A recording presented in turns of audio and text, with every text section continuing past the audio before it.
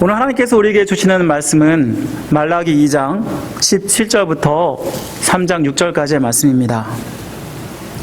말라기 2장 17절부터 3장 6절까지의 말씀 한 절씩 교독하도록 하겠습니다. 제가 가지고 있는 성경으로는 1329면에 있습니다. 말라기 2장 17절부터 3장 6절까지의 말씀 제가 먼저 읽도록 하겠습니다. 너희가 말로 여호와를 괴롭게 하고도 이르기를 우리가 어떻게 여호와를 괴롭혀 드렸나이까 하는도다. 이는 너희가 말하기를 모든 악을 행하는 자는 여호와의 눈에 좋게 보이며 그에게 기쁨이 된다 하며 또 말하기를 정의의 하나님이 어디 계시냐 함이니라.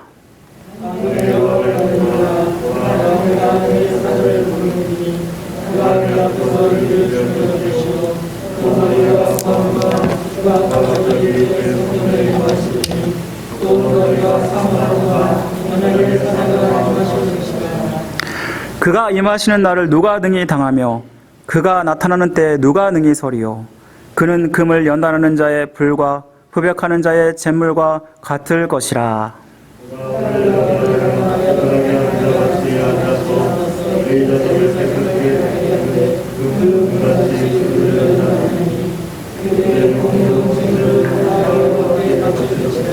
그때 유다와 예루살렘의 봉헌물이 옛날과 고대와 같이 나 여호와께 기쁨이 되려니와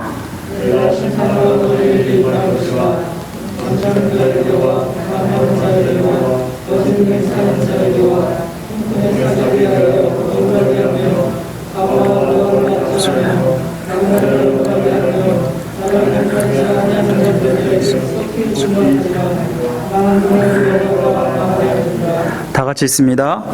나 여호와는 변하지 아니하나니 그러므로 야곱의 자손들아 너희가 소멸되지 아니하느니라. 아멘. 우리 이 시간에는 계속해서 말라기 말씀을 살펴보고 있는데요. 언약의 사자가 우리라는 제목으로 하나님 말씀을 나누겠습니다. 어떤 집사님이 한 목사님께 찾아와서 그 집사님의 최근 코로나로 인해서 상담을 하게 되었습니다. 정말 너무나 힘들다고 너무나 어렵다고 그렇게 얘기하는 것이었습니다. 심지어는 자기가 직장도 잃어버렸다고 하면서 너무나 힘들어하는 모습을 보았는데 코로나 사태로 그가 그러한 어려움뿐만 아니라 심지어 영적으로도 너무 힘들다라고 그렇게 상담을 하는 것이었습니다.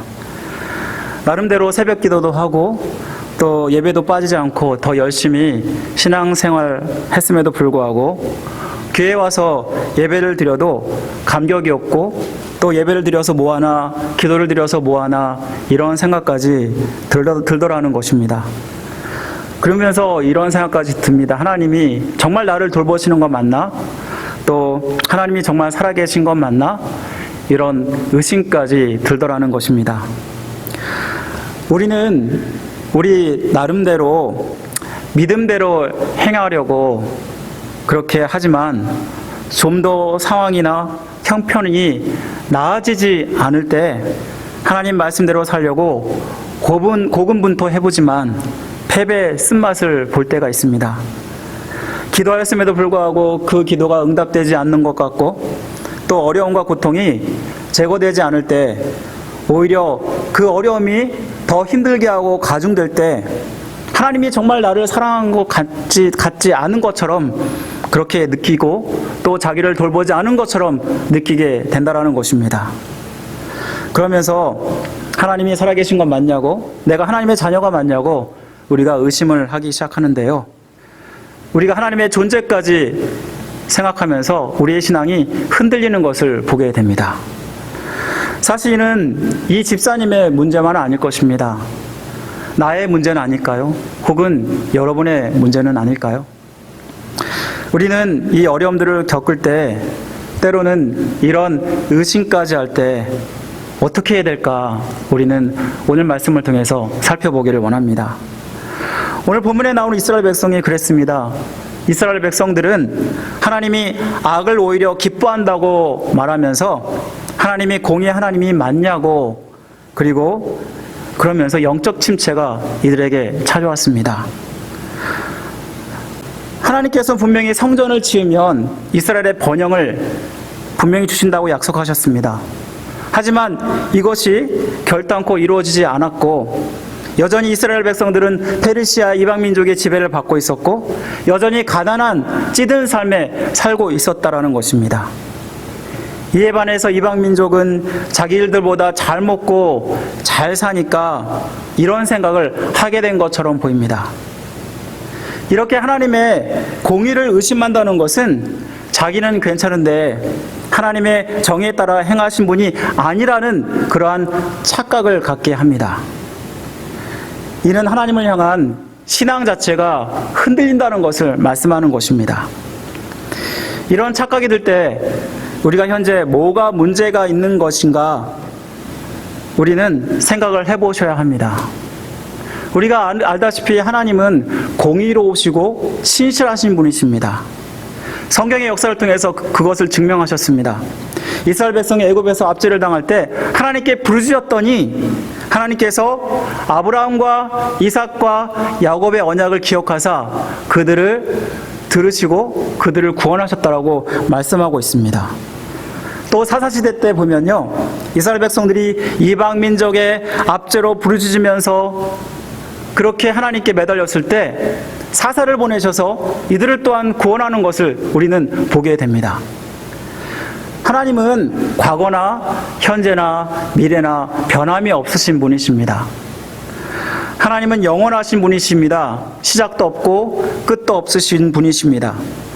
영원하신 하나님은 과거도 없고 미래도 없고 오직 현재만 있는 분이십니다. 이렇게 영원하신 하나님은 또한 변함이 없으십니다. 이사야 48장 12절에 보면은 야곱아 나의 분 이스라엘아 나를 들으라 나는 그니 나는 처음이요 또 마지막이라.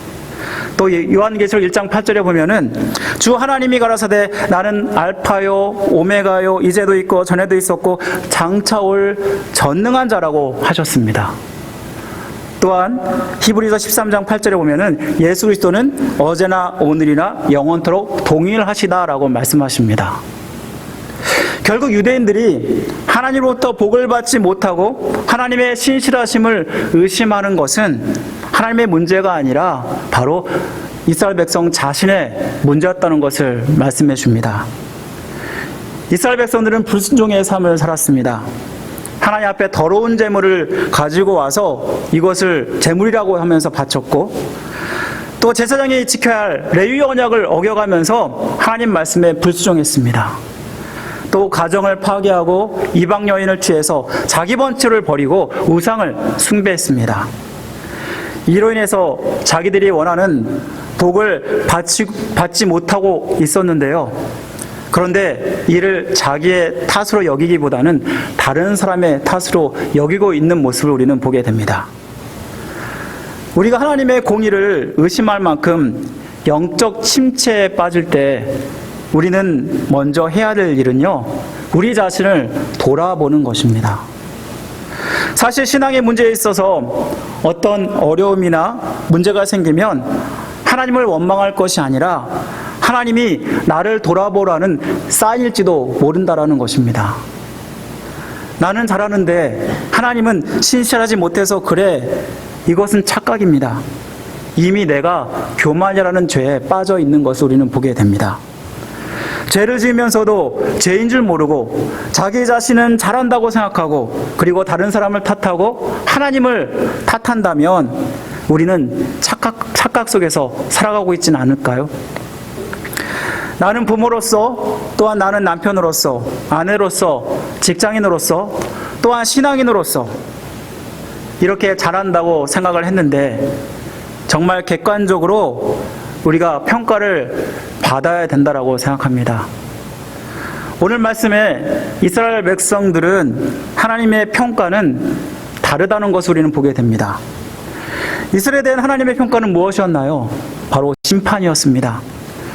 이렇게 정의 하나님이 어디 계시냐 의심하고 있는 이스라엘 백성에게 하나님께서는 두 사자를 통해서 심판하시겠다고 말씀하고 계십니다. 오늘 3장 1절과 2절 말씀입니다.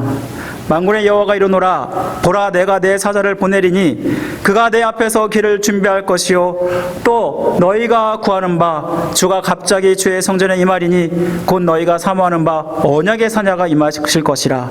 그가 임하시는 날을 누가 당하며 그가 나타나는 때에 누가 서리요 그는 금을 연단하는 자의 불과 표벽하는 자의 잿물과 같을 것이니라. 여기서 두 사자는 금을 연단하는 불과 같다라고 말씀하고 있고 표백하는 자의 잿물과 같다라고 말씀하고 있습니다. 우리 금이 정말 100% 거의 100% 순도의 금이 나오기 위해서는 반드시 풀무풀을 거쳐야 합니다. 또한 잿물은 표백제와 같은 역할을 해서 더러운 것을 빼내고 세탁물을 깨끗이 하게 하는 역할을 합니다. 이 두 언약의 사자가 이러한 심판의 역할을 한다라고 말씀하고 있는 것입니다. 하나님을 믿는 자에게 이들을 정결하게 하여 하나님을 온전히 경외하는 그러한 것이고 하나님을 믿지 않는 자에게는 멸망을 시키겠다고 말씀하고 계신 것입니다. 그래서 하나님은 이스라엘 백성을 심판하시는 자를 두 사자라고 말씀하고 있는데 여기에 두 사자의 역할은 다른 것을 보게 됩니다. 한 사자의 역할은 앞으로 올 하나님을 예비하는 사자였고 또 한 사자는 갑자기 성전에 임하여서 하나님의 심판을 직접 준행하는 그러한 사자였음을 보게 됩니다. 말라기 말씀을 통해서 하나님의 심판의 약속은 세례 요한과 예수 그리스도를 통해서 이루어졌다는 것을 우리는 분명히 알 수 있습니다. 하나님 먼저 세례 요한을 보내신 것은 주님의 길을 예비하기 위한 것이었습니다. 이 세상에서도 왕을 맞이할 때 준비 없이 맞이하지 못할 것입니다. 누군가가 귀한 손님이 오면 이를 준비하게 해서 최선을 다해서 모든 것들을 갖추게 되는데요. 마찬가지로 예수님이 이 땅의 만왕의 왕으로 이 땅에 오실 때 세례 요한이 바로 이러한 준비를 하는 자로 쓰임받는다는 것을 말씀하고 있습니다. 말라기 선지자가 세례 요한을 예언한 것은 이사야의 40장 3절 말씀을 다시 한번 확증해 주는 예언입니다.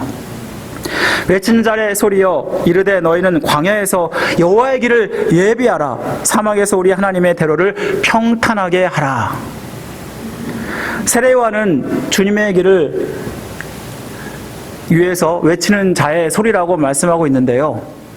혹시 소리가 어떤가요? 외치고 나면은 결국 이 음성이 금방 사라져 버립니다.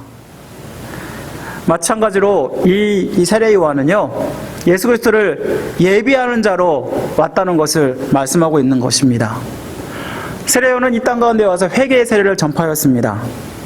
그렇다면 왜 회개가 예수님을 준비하는 그러한 역할을 하게 될까요? 예수님이 이 땅에 오신 목적은요, 죄인을 구원하기 위해서 오신 것입니다. 그러므로 그분을 영접하기 위해서는 자신을 먼저 죄인으로 인정하고 회개하는 그러한 것이 선행되어야 하였기 때문입니다.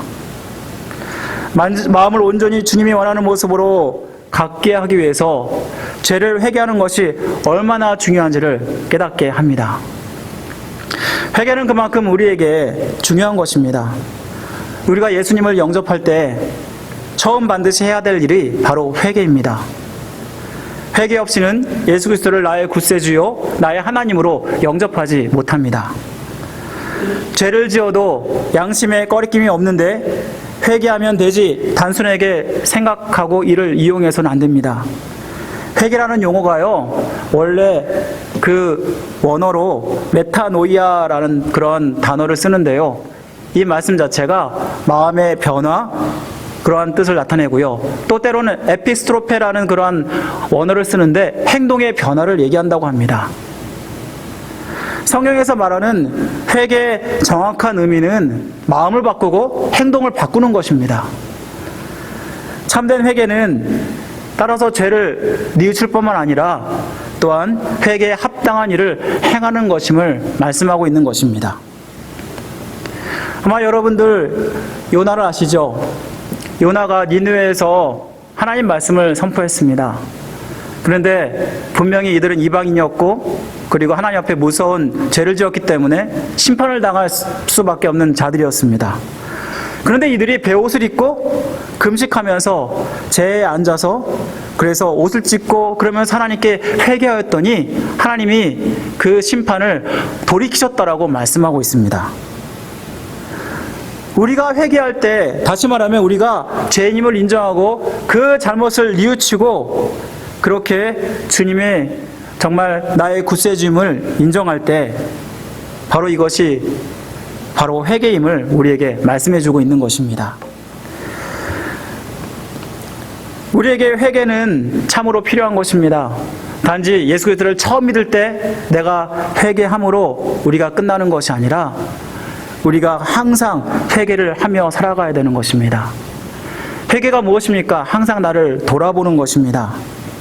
우리는 때로 주님만 믿으면 주님만 믿으면 잘 산다, 그러한 설교는 듣지만 죄에 대해서 말하는 그러한 것들을 얘기하면 싫어하는 모습을 보게 됩니다. 사람들은 본성적으로 죄에 대해서 말하는 것을 너무나도 싫어합니다. 하지만 하나님 앞에서 온전한 그러한 신앙생활을 하려면 우리는 회개의 삶을 살아가야 한다는 것입니다. 우리가 사람들의 비유에 맞춰서 그러한 복의 설교를 많이 할 수는 있지만 그것이 그 당시에는 나를 즐겁게 하고 또 나에게 어떠한 용기를 줄 수 있고 그랬을 것입니다. 하지만 이것 때문에 사람들이 싫어하기 때문에 죄에 대한 설교를 그만두어야 할까요? 진정한 복음은 자기가 정말 죄인임을 바로 인식할 때부터 시작이 됩니다. 우리가 이 사실을 명심하고 날마다 회개의 자리로 나가는 것이 필요함을 말씀해 주는 것입니다. 하나님이 먼저 세례 요한을 보내신 것은 메시아 되시는 예수 그리스도를 준비하기 위한 것이었습니다. 말라기 선지자는 오늘 말씀에 보면은 예수 그리스도가 성전에 갑자기 임하게 될 것이라고 예언하고 있습니다. 이 언약의 사자는 예수 그리스도를 가리킵니다. 예수님께서는 자신이 십자가에 달려 이스라엘 백성 대신에 속죄 제물이 되어 주셔서 죽임을 당하신다는 것을 분명히 말씀하고 있습니다. 사실 하나님을 불신하고 공의의 하나님의 존재를 부정하는 이스라엘 백성을 향하여서 하나님은 무서운 벌을 내리셔야만 했습니다. 하지만 하나님은 무서운 벌 대신에 예수 그리스도라는 그러한 메시아를 보내셔서 구원을 이루시는 것을 우리는 보게 됩니다. 실질적으로 세례 요한과 예수 그리스도를 통해서 이루신 약속은 심판이 아니라 구원의 은혜였습니다. 분명히 말라기 선지자는 심판을 말하고 있는데 그런데 이 약속을 이룬 것을 보면 심판이 아니라 구원이었습니다. 이는 하나님의 심판이 이루어지지 않은 것이 아니라 예수 그리스도를 통해서 이루어진 것이고 하나님이 예수님을 십자가에 못 박게 하심으로 말미암아 이스라엘 백성의 심판의 자리에 바로 예수 그리스도가 심판을 당하게 하신 것입니다. 하나님은 심판이 사람들의 타락한 본성을 근본적으로 해결해 줄 수 없다는 것을 분명히 아셨습니다. 우리가 아무리 회개를 하고 하나님 앞에 합당한 삶을 살려고 해도 우리는 우리 스스로 의에 이를 수가 없고 구원에 이를 수가 없습니다. 아담의 죄로 타락한 우리가 죄의 문제를 근본적으로 해결하지 않으면 우리는 구원을 받을 수 없습니다. 이스라엘 백성을 보시기 바랍니다. 이스라엘 백성에게 하나님은 수없는 기회를 주셨습니다. 하나님께 돌아올 것 같으면 또 죄를 짓고 또 우상을 숭배하고 하나님의 존재 자체와 심지어 공의를 의심하는 이스라엘 백성들의 모습을 우리는 오늘 말씀에서도 발견하고 있지 않습니까? 따라서 근본적인 마음의 변화가 필요했는데요. 바로 이것은 유다 백성에게 심판 대신에 구원하시로 말미암아 한 번 더 기회를 주시는 것이었습니다. 이는 이스라엘 백성뿐만 아니라 예수님을 믿는 우리에게도 해당될 것입니다. 우리가 예수 그리스도를 믿고 안 믿고에 따라서 우리는 구원과 정죄를 받게 됩니다. 요한복음 3장 18절 말씀해 보시면 아들을 믿는 사람은 정죄를 받지 아니하나 믿지 않는 사람은 이미 정죄를 받은 것이라. 이는 그 사람이 하나님의 독생자 이름을 믿지 않았기 때문이라 라고 말씀하고 있습니다. 우리가 예수 그리스도를 믿고 심판의 자리에서 구원의 자리에 이른 것은 하나님의 은혜라는 것입니다. 우리가 심판과 정죄를 당하지 않고 예수님을 믿고 구원에 이른 것은 하나님의 말할 수 없는 은혜입니다. 오늘 우리가 예수 그리스도의 죽으심을 기념하면서 성찬식을 우리가 진행했습니다. 코로나로 정말 계속해서 성찬식을 하지 못하다가 제가 노회에 갔더니 이렇게 캡슐을 가지고 안전을 위해서 성찬식을 하는 것을 보고 제가 그것을 또 응용해서 이렇게 함께 성찬식을 하게 되었습니다. 그런데 우리가 교회에서 반드시 성찬식을 해야 하나라는 생각도 하셨을지 모르겠습니다. 정말 코로나 때문에 이런 먹는 거 마시는 거 조심하고 있는데요. 그런데 이렇게 기발한 그러한 캡슐을 보면서 참으로 사람들이 참 하나님의 은혜를 너무나 갈급한 나머지 이런 것도 만들어내는구나라는 생각을 하게 되었습니다. 여러분 어떠신가요? 오랜만에 성찬식을 하셨는데 성찬식을 하시니까 너무나 좋으시죠? 왜 그럴까요? 이 성찬식 자체가 하나님의 구속의 은혜를 우리에게 상기해 주기 때문입니다. 죄로 죽을 수밖에 없는 우리들, 바로 예수 그리스도의 그러한 몸과 그 피가 아니면 우리는 구원받을 수 없다라는 것입니다. 우리가 하나님 앞에서 이렇게 성찬식을 드리고 예배를 드릴 수 있는 것, 바로 우리가 하나님께 구원받은 증거가 아닙니까? 이것이 얼마나도 감사한 일입니까? 우리는 주님께 갚을 수 없는 그런 은혜를 빚진 자들입니다.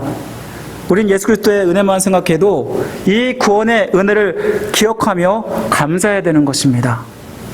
제가 서론에 어떤 분이 코로나 때문에 너무나 어렵고 힘들고 심지어 영적 침체가 찾아왔다라고 그렇게 예화를 들었는데요. 이러한 영적 침체 어려움들을 당할 때 우리가 기억해야 될 것은 예수 그리스도의 십자가의 은혜라는 것입니다. 하나님이 나를 사랑하는 건 맞냐고, 내가 정말 하나님의 자녀가 맞냐고 이런 의심이 들 때 우리는 예수 그리스도의 십자가의 은혜를 묵상하시기 바랍니다. 그럴 때 우리는 예수 그리스도의 십자가의 은혜가 나를 회복시키시고 나를 영적 침체에서 끌어낼 줄 믿습니다. 그렇다면 예수 그리스도의 십자가의 구속을 바라보는 자들은요, 어떤 삶을 살아갈까요?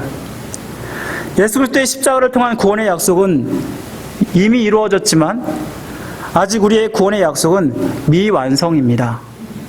예수님은 2000년 전 처음 이 땅에 오실 때 구원자로 오신다면 다시 오실 때는 심판주로 오신다라고 약속하셨습니다.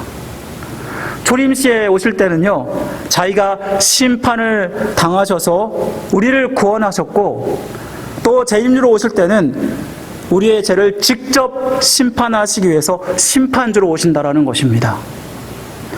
예수 그리스도를 믿는 사람들의 신앙생활은 현재형이면서 미래형이라고 말할 수 있습니다. 예수 그리스도를 믿어서 이미 구원을 받았지만 여전히 영원한 천국을 소망하면서 신앙생활을 해가는 것이 바로 우리의 신앙생활이 아닙니까? 예수님은 천국으로 승천하시면서 말씀하셨습니다.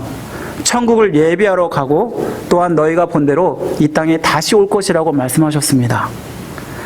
만약 예수님이 영원한 천국을 소망하면서 신앙생활을 하는 자의 삶은 그렇다면 어떨까요? 천국을 소망하며 준비하는 삶을 살아가는 그런 삶을 살아갈 것입니다.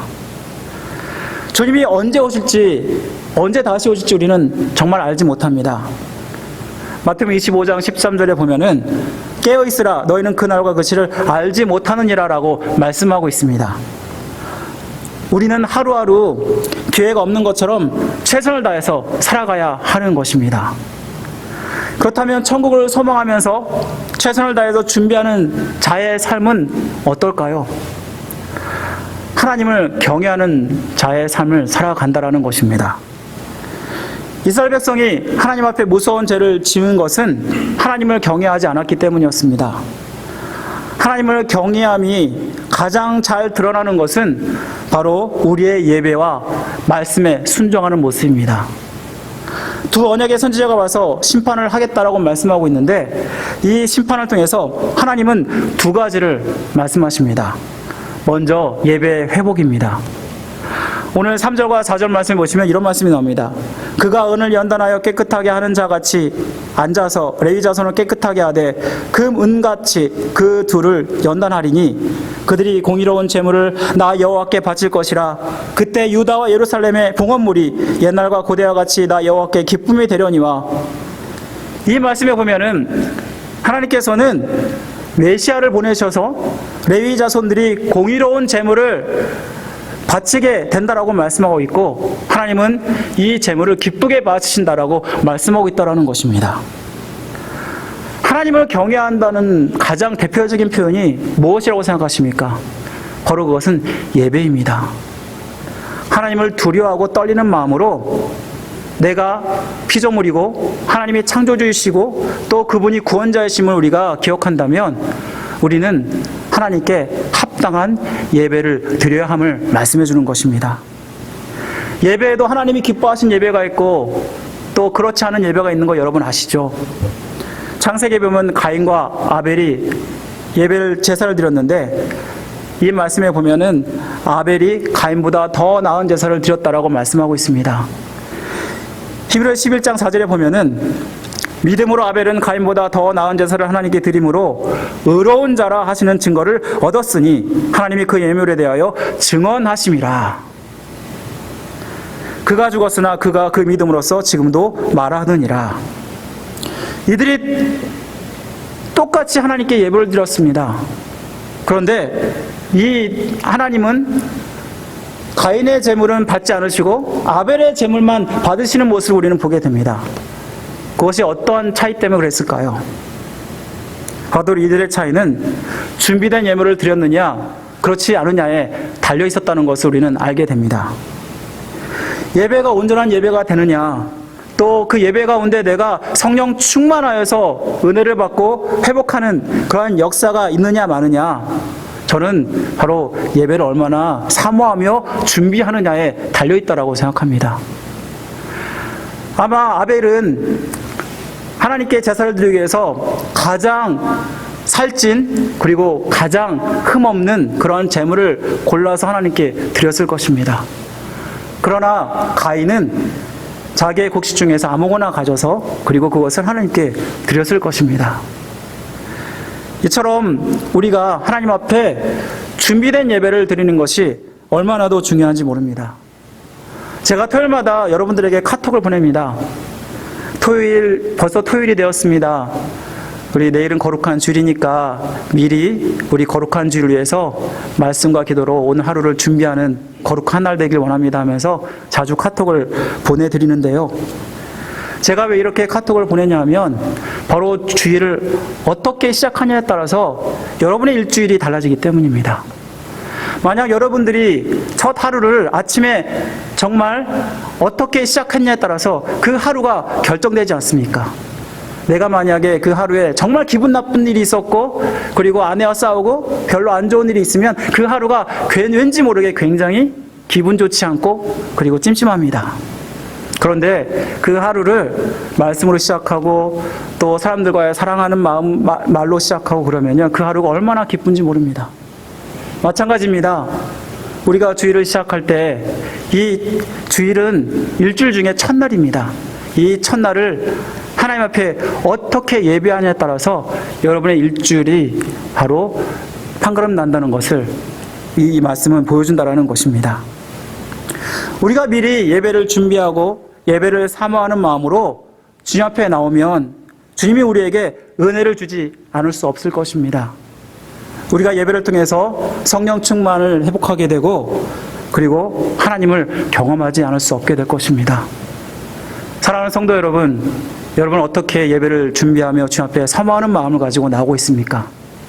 그냥 단지 주일이 되었으니까 그렇게 해서 성경만 들고 예배에 나오는 그런 매너리즘에 빠진 그런 예배가 아니라, 비록 매번 드리는 예배지만 그 예배 때마다 하나님을 사모하고 간절한 마음으로 그렇게 준비할 때 하나님은 그 예배를 통해서 분명히 여러분들에게 또 우리들에게 은혜를 주실 줄 믿습니다. 우리 사랑하는 성도 여러분들이 정말 이 예배를 통해서 하나님을 경외하는 마음을 회복하기를 간절히 원합니다. 두 번째로 하나님을 경외하느냐 마느냐는 바로 하나님 말씀을 따라 사느냐에 달려있다는 것입니다. 5절 말씀에 보면은 하나님은 심판을 말씀하십니다. 그 심판의 대상을 보면요, 점치는 자, 가늠하는 자, 거짓 맹세하는 자, 품꾼의 싹에 대해서 억울하게 하고 과부와 고아를 압제하며 nak은 애를 억울하게 하며 또 결국은 하나님을 경외하지 않는 자들이라고 말씀하고 있습니다. 이스라엘 백성들은 자기들이 지금 너무나 잘하고 있다고 생각했습니다.